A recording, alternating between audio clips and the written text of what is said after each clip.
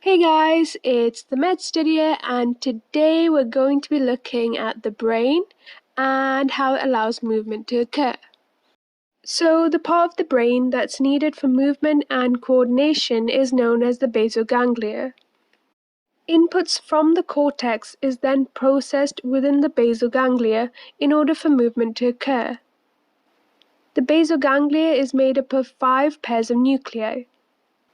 So here we have the caudate nucleus, the putamen, the globus pallidus, which has 2 parts, including the globus pallidus externus and internus.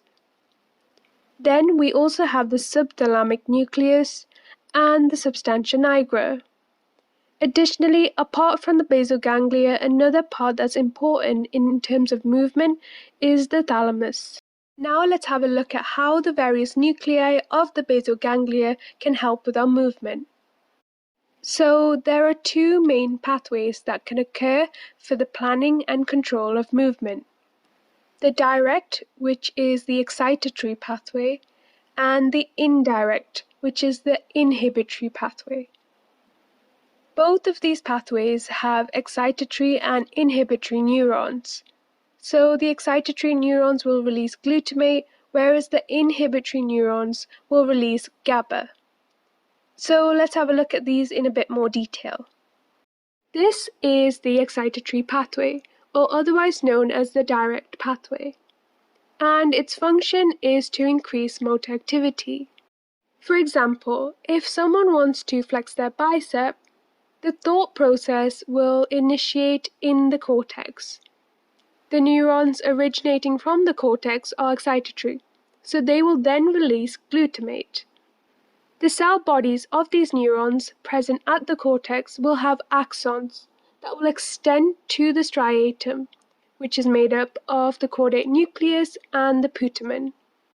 However, the neurons that are in the striatum are also inhibitory, hence shown in this orange color. So when the neurons from the cortex to the striatum release glutamate, they excite these inhibitory neurons. Therefore, there's increased activity of these inhibitory neurons, and hence they release more GABA. The inhibitory neurons from the striatum then go to the globus pallidus internus. The globus pallidus internus also contains inhibitory neurons, as shown in this orange color here. However, because the neurons coming from the striatum to the globus pallidus internus are also inhibitory, the neurons from the globus pallidus internus will be inhibited. Therefore, there is reduced GABA being released. The neuron from the globus pallidus internus will then send their axons to the thalamus. Within the thalamus, there are excitatory neurons that will travel back to the cortex. More specifically, the prefrontal, the premotor, and the supplementary cortex. By traveling back to the cortex, this pathway allows us to plan movement by synapsing with the neurons of the motor pathways, like the corticospinal pathway. As we've mentioned before, the indirect pathway is a lot more inhibitory compared to the direct pathway. This pathway also starts at the cortex with the excitatory neuron releasing glutamate and activating the inhibitory neurons in the striatum. These inhibitory neurons will then travel to and synapse with the globus pallidus externus, which contains further inhibitory neurons. Therefore, these neurons are inhibited and hence release less GABA. The neurons from the globus pallidus externus then send inhibitory fibers to the subthalamus, which contains excitatory neurons. The subthalamus then sends these excitatory projections to the globus pallidus internus, as we've seen in the direct pathway. So we can see here that the subthalamus will excite the GABAergic neurons in the globus pallidus internus of the direct pathway, causing it to release more GABA to the thalamus. Therefore, eventually, this indirect pathway will reduce the activity of the direct pathway.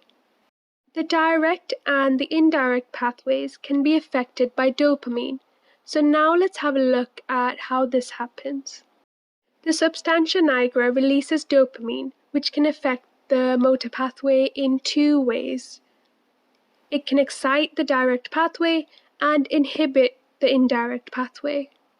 This can be explained due to the activation of the different dopamine receptors located on the neurons of the striatum, as there are two types.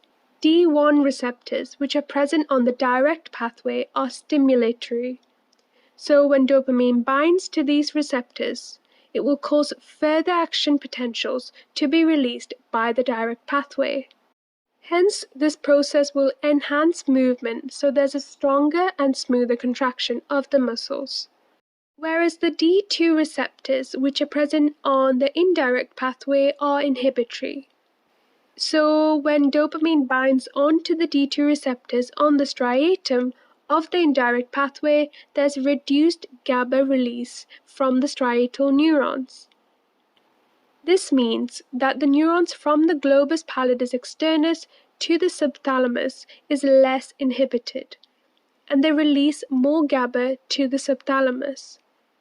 The subthalamic excitatory neurons are inhibited by the GABA and will not activate the GABAergic neurons in the globus pallidus internus. Hence, we can see here that the downstream reactions change, and this decreased inhibitory effect caused by the indirect pathway. So now let's have a little summary about everything we've talked about in this video.